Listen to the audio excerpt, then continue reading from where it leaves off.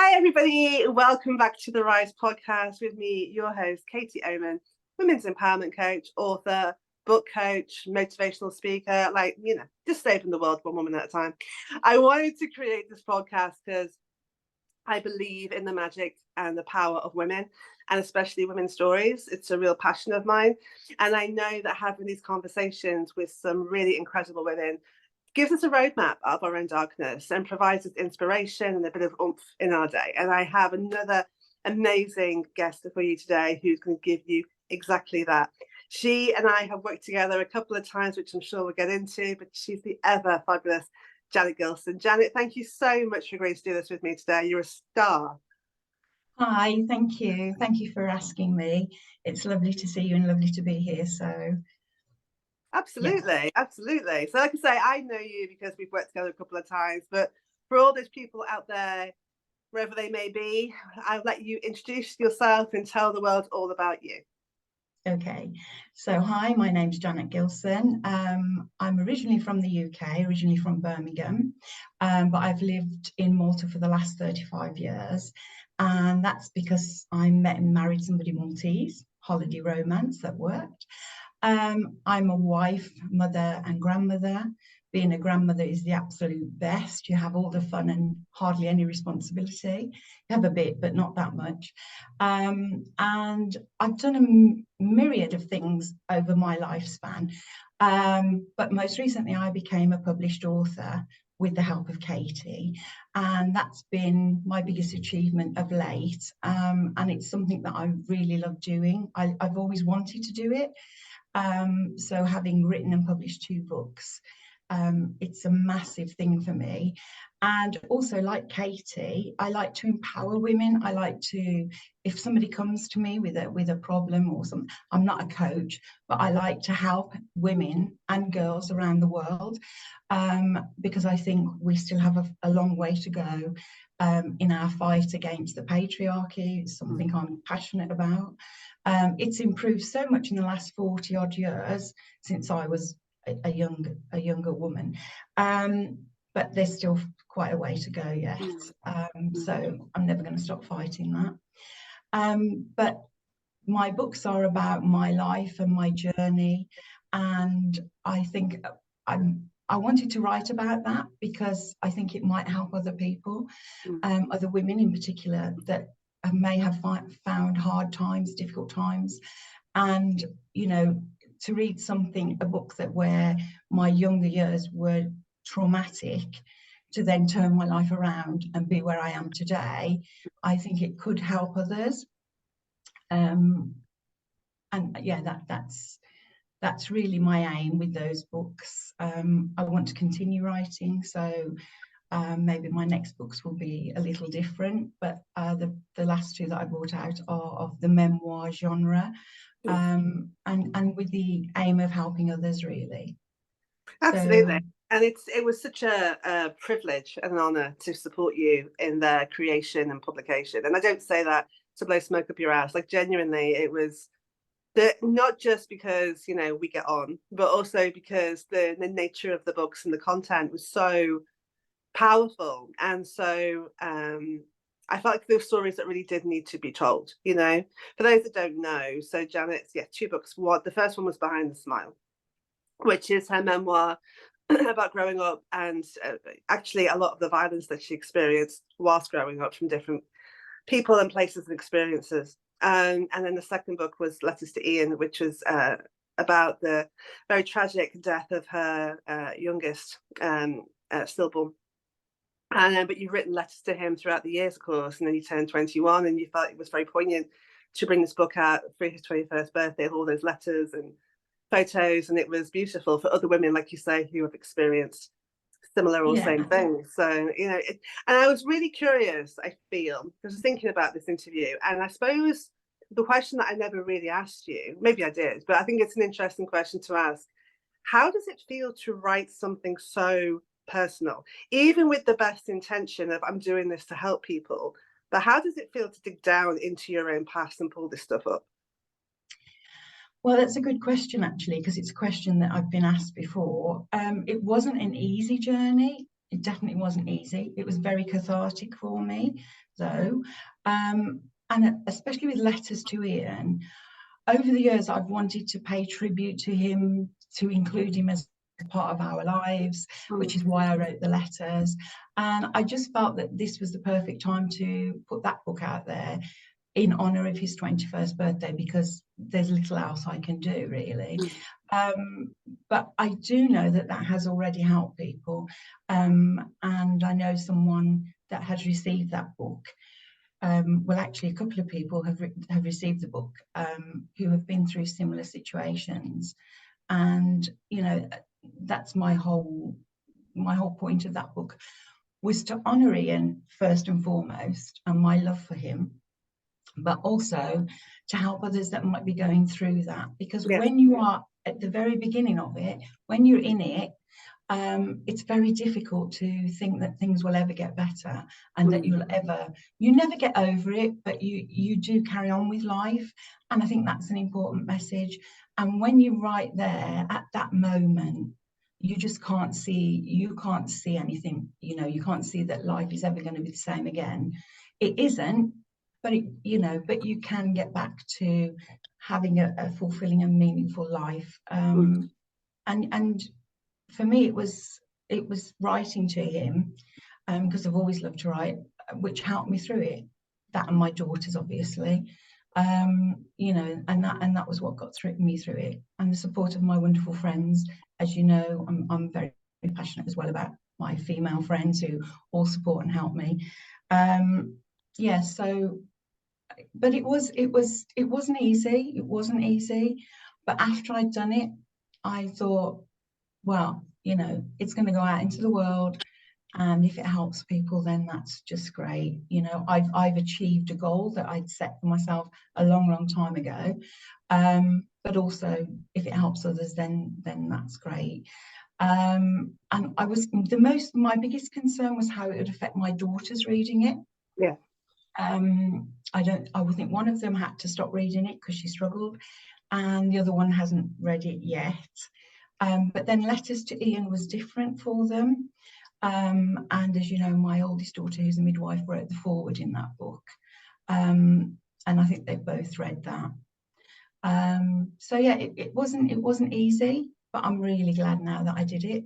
And it was very cathartic for me. It made me look at things from the past and say, okay, that's dealt with, now let's move on, you know. So I was going to ask you that, actually, because from my experience, I find writing to be very healing, especially if you're writing something that's very personal to you.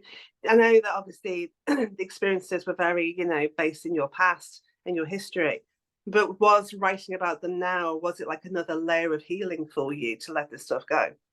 Yeah, most definitely. And I think people think that it brought back feelings and emotions, which it did, but not in the same way as when I was going through it. So, you know, it was a little bit upsetting, but in a way, it gave me the chance to heal even further. I don't think I'd healed enough, especially from my younger years. I hadn't looked at it and dealt with it properly. I'd shelved it. And you know, whereas everybody in my immediate circle knew about Ian, and how I, you know, acknowledge his life. But the other things, like I had people that I've known I've got a friend who I've had since I was 4 years old, so I've known her over 50 years. She was gobsmacked at the things I put in the book because she didn't know. And I met a cousin of mine recently who also bought the book, and she said, I'm so sorry, I didn't know. And I said, but you were a child as well, of course you didn't know. I said, you know, and don't feel sorry, because, you know, there was nothing you could have done about it. That's just as it was. So, and it was it was a typical childhood back in the 60s, 70s, early 70s, I think. Typical in that everybody got smacked, but to what extent? You know, and there were predators about which we weren't told about or realized. You know, it was just sort of, they were there and you'd think, oh, what's this about? You know, I think people are much more aware now. Yeah, absolutely. Absolutely, I totally agree. I mean, I always say that, you don't have to write a book to heal from your story. Just writing in a journal or writing a letter, even if you don't send it, is completely cathartic. Um, I'm going to ask you though, as well as the healing, did you find it really empowering to write your story? Because I always say to women, owning your story, whether that's through writing or speaking about it, is releasing the shame that was never yours to carry in the first place. And especially with the first book, I think that it felt like, although we had our moments through writing it where a lot of doubts and fears were cropping up, actually, I think by the end of it, you felt really empowered to me. I don't know how you felt. Yeah, I definitely did, because I think um, the problem is, and I think this is common everywhere, people look at you as you are now. When they meet you now, people look at you and think, wow, look at her, she's got it made, doesn't she? Lovely house in the sun, wonderful husband, lovely kids, da da da da. She's always been lucky, that one, fell on her feet, words to that effect. And there are a lot of people I know for a fact had thought that about me. And I thought, you have no idea of the struggles I've been through to get to where I am today. Not a clue. And I think a lot of us really are prone to judge people. Yeah. You meet someone once, you look at them, you make an instant you're making an instant decision about what you think about them from how they look. And then you get to know them a little bit. But we're like onions, aren't we? We're layers and layers and layers and layers. So if you take me on face value and you say, oh, she's going off on another holiday, she's bought herself this, or I think it's easy for people to say, well, she's got her life is made. She's had such a wonderful life. And that's not the case at all. And part of the reason I wrote it was to sort of say to people, listen, don't just judge on what you see now, because this is like, I'm actually 63 tomorrow, and my whole life has not been like this, and even when I first came to live in Malta and my children were young, we still struggled financially, and the fact that I needed to go home every year to see my family, and I mean, it's not always been like this, and that was one of my points, really. Absolutely. And I totally agree. I used to be somebody who bought celebrity magazines, the gossip magazines like Heat magazine every week. And then when I went through my own tragedy in 2010, I suddenly realized, like, the stories you're reading, you're basing, like you say, this instant judgment on these people. You don't even know these people. I always say now, A, is it true? Right. And B, even if there are bits of facts, you don't know the underlying story. You don't know what they're going through. You don't know how they're feeling. You're like, it's trying to give people a bit of kindness, but the world that we live in is that everybody likes the gossip, right? So the instant judging, So, but yeah, I think owning your story is just like, yeah, you can think about what you want about me, but this is who I am, basically. Yeah, and I think I've done a lot of soul searching in the last few years. I think, during the COVID period is when I got the book written. So if we can thankful for one thing for that, that's it. But there were people that just didn't show up for me when I needed them, and I was shocked because I'd always been there for them, and it kind of made me reevaluate my friendships and my life and everything, really. So yeah, I won't accept people's judgmental characters, judgmental opinions. I have a habit of looking at someone and knowing instantly if I'm going to like them or not, and 9 times out of 10 I'm right. But I think that's just come from age and experience. You know who you're gonna, you get vibes off of people, don't you? And you know who you're going to get on with and who you're not going. It's backgrounds, political views, and things like that. That is all in the mix to make up one person. And yeah, it was interesting, that period of time, because I wrote my book, I let people go, people I've been holding on to for no particular reason. I had problems with letting go, as you know, and setting boundaries, and all of that has really bit late, but better late than never, has come to, you know, it's all gelled together now, and Yeah. I feel in a much better place. And yeah, my books are a part of that journey. Absolutely, absolutely, and yeah, they're both on Amazon, and I'll put all the links down here. So go and check them Thank out you. after this podcast because they are fabulous. But I'm not biased; they are fabulous. Thank you. So I have to ask you because I know we've talked about it briefly before. What's it like as a British person living in a different country? How does that affect you? Because it must be you're in it, but you're also out of it at the same time. Yeah, there was a long time where I felt I didn't belong anywhere. So I'd left the UK and I'd made my life in Malta, and I came here as soon as I got married. So I'd never experienced married life anywhere else. And 35 years ago, it was a very different country to what it is now. And I hadn't realised how patriarchal it was, and still is. But yeah, it was much worse then. So I then raised two daughters and thought, I'm going to equip them with the skills they need to be strong, independent women, especially living in this country. Maybe it's because it's a small country, so you tend to see it more, because it's worldwide, obviously. Yeah, But yeah, I did that job really well because now they're fiercely independent, strong women. They're probably more feminist than I am. But it was, for a long time, I didn't feel like I belonged anywhere. So, you know, I had a foot in both camps. I'd go back to England and I feel like I'm missing it. Then I come back to Malta and I'd think, oh yeah, this is home.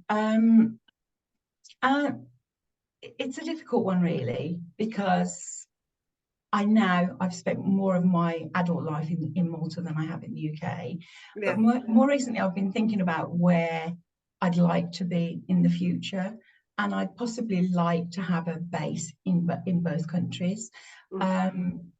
Just because my youngest daughter, as you know, now lives there as well. yeah, My oldest is here. So I used to feel like I was torn because my parents were there and some of my friends. Now I'm still torn because, you know, I've got a daughter here and a daughter there. So it's kind of, I don't think that's ever going to go away. But I spent a couple of months earlier this year in the UK. And I thought that would be the time for me to decide whether I want to stay here, stay there, whatever. But coming back to Malta, I did feel like I was coming home then. I did feel like I was coming home because here's where all my things are, everything's around me. But it's not that I don't miss the UK, because I do. And both countries have their own problems. Oh yeah. But, you know, I'm fortunate enough to spend time in both. But I do feel like Malta is home now. Yeah, absolutely. Because understandably, like you say, you've lived most of your adult life there. Of course it is. I just, you know, and like you say, I'm sure it's different than when you first moved there. But do you ever still feel like, I don't know, a little bit of an outsider, maybe with their culture or their beliefs or the way that their behaviour? Does it still sometimes feel a little bit like still 1 foot outside, despite feeling like home? Yeah, because languages have never been my forte, and the Maltese language is very difficult. So although I understand some of it, I don't really speak it, well, not well anyway. And sometimes if there's a lot of people, I can't always gauge what they're saying. I can't pick up everything, which is why I was so, it was so important to me that both of my girls spoke both languages, and they do, they're fluent in both. But I struggle sometimes if people are talking, I don't understand what they're saying. So yeah, there is that. There is a cultural difference. I didn't think there was when I first came here, and when one of my friends said there is, I thought, oh, she's not, you know, she doesn't know what she's on about. Religion is fine because it's Roman Catholic and I'm Roman Catholic. So, but yeah, there are things. Yeah. But now when I go back, I don't feel like I slot into the UK quite so easily either. So, you know, it's still one of those, really. Yeah, I can imagine. I can imagine. So now you have grandchildren, like you say, and thinking about that, obviously they're not newborn, so you've been with them for a minute. What kind of lessons as their grandma or grandmother, I don't like calling you nanny, whatever you want to call yourself. Call me nanny. Nanny, what kind of lessons do you want to pass on to your grandchildren? Well, I want them to believe that they are capable of doing anything they want to do. I Hmm. want to I want them to feel loved more than anything else. I want them to know that I love them more than anything, because I do. They've brought me so much joy. Um, but I want them to feel that they can come to me at any time with anything. That's Yeah, something I'm going to instill into them, that no matter what, they can come to me. Um, I want them to feel free. I want them to know that they can do anything, that they to believe in themselves. yeah, Because for a long time I didn't believe in myself, so I want them to believe in themselves. I want them to fly. I want them to experience the world and life, and um, that was what I was going to do 35 years ago. I thought, right, that's it. Now I'm off to travel. Came to Malta, and that was the end of that, really. Although I'm making up for it a bit now. But yeah, I just want them to know that I think love is so important, and I want them to know mm, that they're loved more than anything. Um, but I want them to be able to live their lives. I just want them to do anything that makes them happy. So if it yeah. makes them happy, I'm fine with that. So if whether that means they're going off around the world, whether it means they get married and have children of their own, whatever they want to do, as long as they're happy, then I'm happy, and I'll support them in whatever. But I think they need to know that they're loved, and I'm sure that they do. Oh yeah, I'm They're sure. wonderful. They have wonderful parents and grandparents. So um, I think I think that's the story I'd like them to know. Of course, I have a girl and a boy. So for the girl, I mean, she already thinks she's capable of doing anything any boy can do. She's a little mini me. So she's born on my birthday. So yeah, she's a little mini me. So she's actually got my feistiness that I have now, that I didn't have at her age. She's Wow. got that now. So that'll stand her in good stead, I believe. Absolutely. I mean, I'm not kind of discounting your grandson, but I look at having a daughter myself and seeing the world that they're going into, and seeing the pressures that are perhaps we didn't experience when we were younger. It's a whole different ballgame, right? And trying to and my friend said to me, it's like going temper bowling with the buffers down the side of the gully. Like you're just trying to like gently guide them so they don't, that pain is part of life. Obviously we both Yeah. know that, but you're trying to just kind of support them and nurture them as much as you possibly can. But like you say, love is the answer. It's as long as they know they're Yeah. loved, hopefully they'll be okay. Yeah, I mean, and having a little boy now, because I had two daughters, obviously, then I lost Ian. Yeah. I think people thought that would impact me negatively, but it didn't. It was just absolutely amazing, and I feel so blessed to have one of each. Mm. And his character is just so loving and so warm and gentle. Yeah. Where his sister is like a little firecracker. He's much more. Whether that's because he's a second child, I don't know, but he's much more easygoing. Mm. Yeah, Yeah. absolutely. And you Absolutely. can see already that they have very distinct characters. Their Yeah. little characters are coming out. And yeah, I mean, as you can tell, they are, they bring me so much joy. And they've taught me to live in the moment more, Mm. because I think you lose that as you get older. You tend to be thinking, right, what's next? What's next? And I was Yeah. always that person, have a list, tick that off, next thing, you know. But being with them, you have to stay in that moment. Yeah. So I think that's a good lesson. So they're not only am I teaching them, they're teaching me. It's So, beautiful. That's beautiful. I love that. And I totally agree. Having had three kids mm, myself, I know that they they guide you to slow down sometimes, and they say just be present, and which is something that we all need in our very, very busy mm. lives. So not that I'm saying that you are, I know I'm one of those people that everything happens for a reason. And you be grateful for what happened to you and for you. But if you look back at your life now and see everything that you've experienced and where you are now, do you think that you would be the person you are had you not gone on the journey that you've gone on? No, you see, this is the thing, isn't it, really? Because, one of my daughters said, I can't read anymore because it hurts me too much to read what you've gone through. Yeah. And I said, well, the thing is with you, you know how the story ends. So skip and read the last chapter and come back. I said, but you know that I'm in a good place, that I'm happy, that, you know, generally life is really good for me now. Mm. And I said to her, if I had to go through all of that again, to have you and your sister as my children, I would do it in a heartbeat. I would Yeah. have to happily go through all of that again to have you two Yeah. as my daughters, because, you know, I mean, they inspire me as well every day, because they live in a different world now with Mm. social media and everything, and their views are different, and they have shaped some of my views, I have to be honest. But that's the thing, I wouldn't be where I am today if I hadn't gone through all of that. I certainly wouldn't have been as much of a feminist as I am. And Yeah. I did say to one of my friends, I hope that's answered, because she doesn't really like feminism. I'm working on that. I did say to her, I hope that's answered some of your questions as to Mm. why I'm like I am. And she said, yes, actually, it does. It Yeah. does.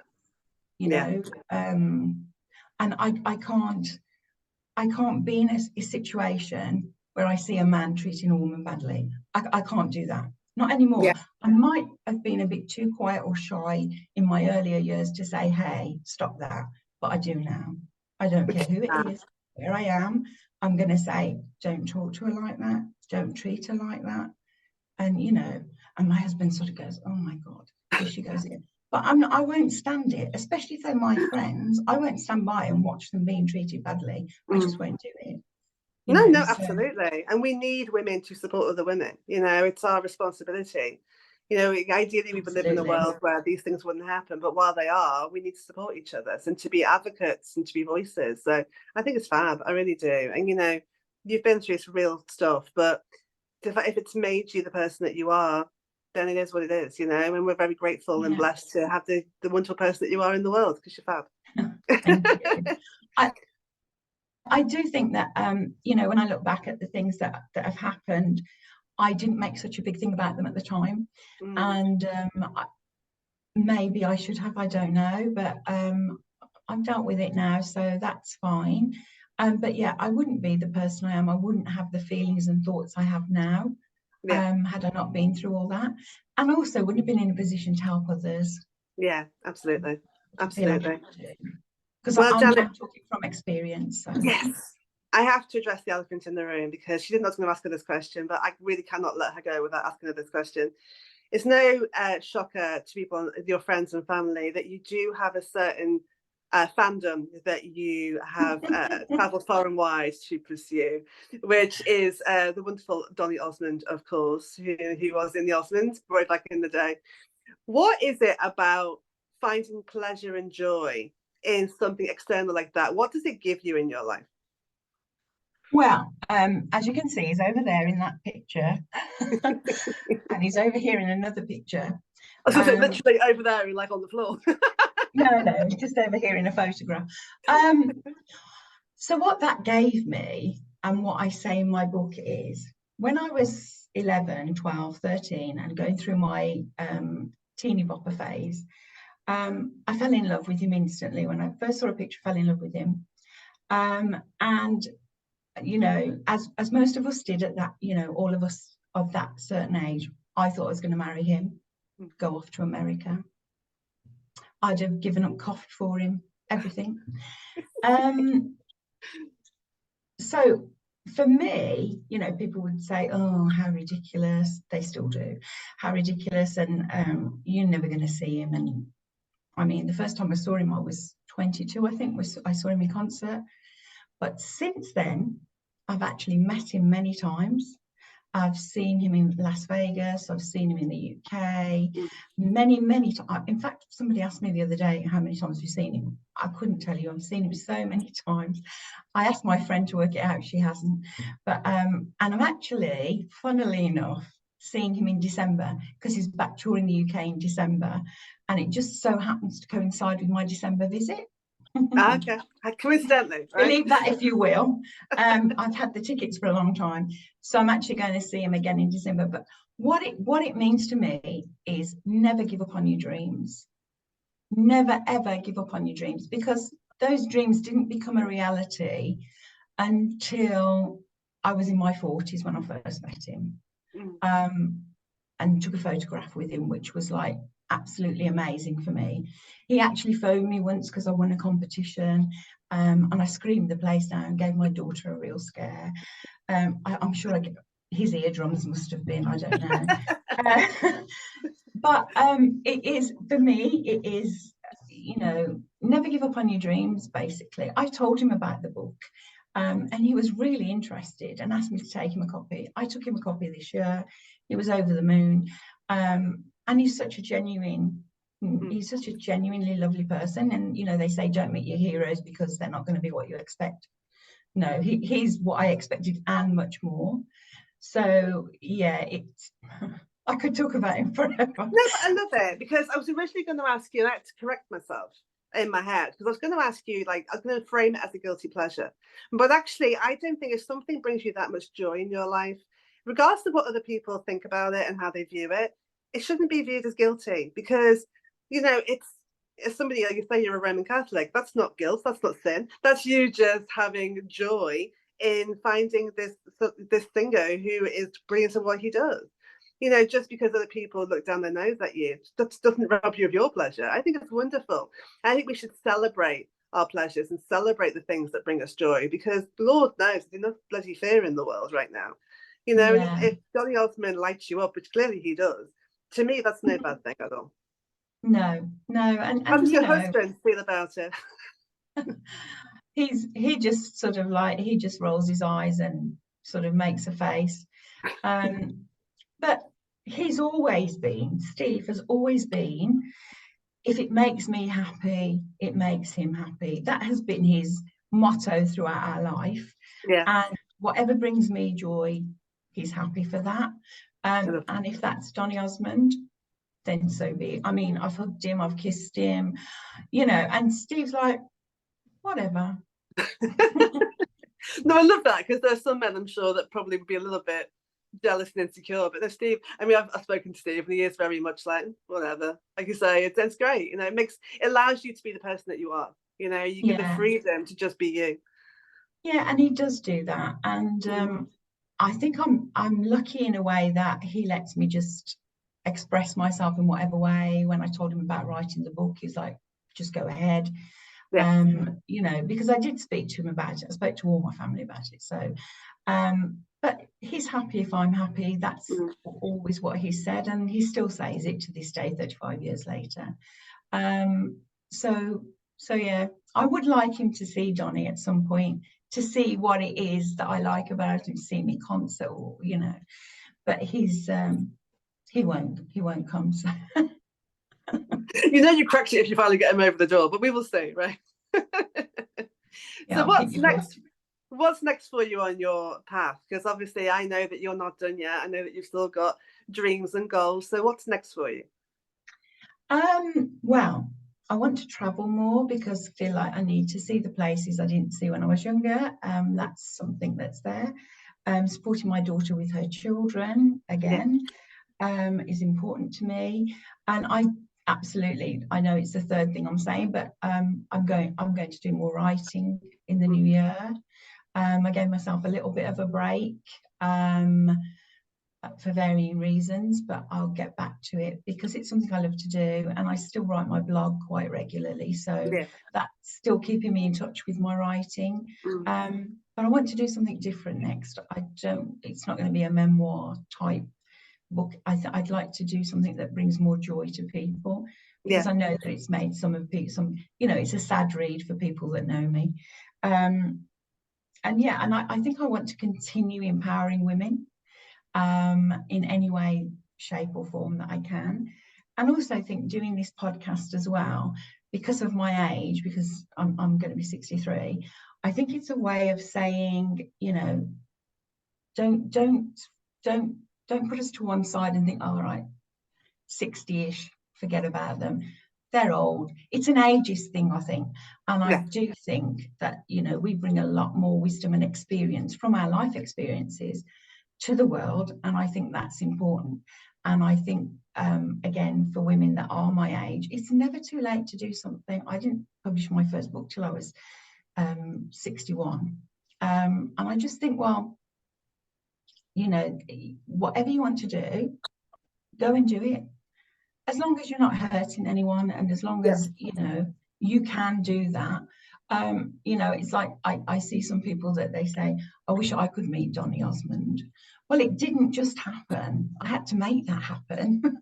You know, okay, you know, there is an element of it being something that just happens, but you have to be in a position to make things happen for Yeah. you. And whether that's writing a book, meeting a teen idol, or whatever, you have to try and make that happen for yourself as well. You know, Absolutely. I totally agree. I mean, my mum is 68 and she's just started teaching another exercise class. So, you know, age is nothing but a number. And actually, we exactly. need to celebrate the older women in our society rather than trying to celebrate youth consistently, because none of us are getting any younger. Do you know what I mean? And it's ridiculous that, you know, young and pretty is the beauty standard. I think older women are just fantastic and kick ass every single day. So keep doing what you're doing, darling, because I'm going to celebrate you every single serve. That is for sure. Bless your heart. Thank you. Thank you so much. Yeah, absolutely. So, like I say, I will put the links to Janet's books in the show notes. So go and check them out. Where else can we find you online, my darling? Okay, I'm on Facebook as Janet Gilson. I'm on Instagram as Jan22MT. My blog site is with Wix site. It's jan22mt.wixsite.com/boomerang empty nest. And my website is janetgilson.com. So I'm out there. She's out there. And again, I will put all these in the show notes. So do go and check her out because she's wonderful. And we look forward to seeing more writing and seeing what you create next. I'm sure it's going to be fabulous. But thank you so much for having this chat with me today, Janet. It's been, as I knew it would be, it's been funny, it's been enlightening, it's been just wonderful. I've really enjoyed it. So thank you ever so much. Thank you. Thank you for asking me, Katie. Thanks. Of course. I hope that you guys have enjoyed it too. I hope that it's inspired you to go and pursue your dreams and make it happen for yourself. Just thank you for watching. Thank you for listening. Give me a little like and a follow. I really appreciate it. And we will see you on the next one. Lots of love. Bye.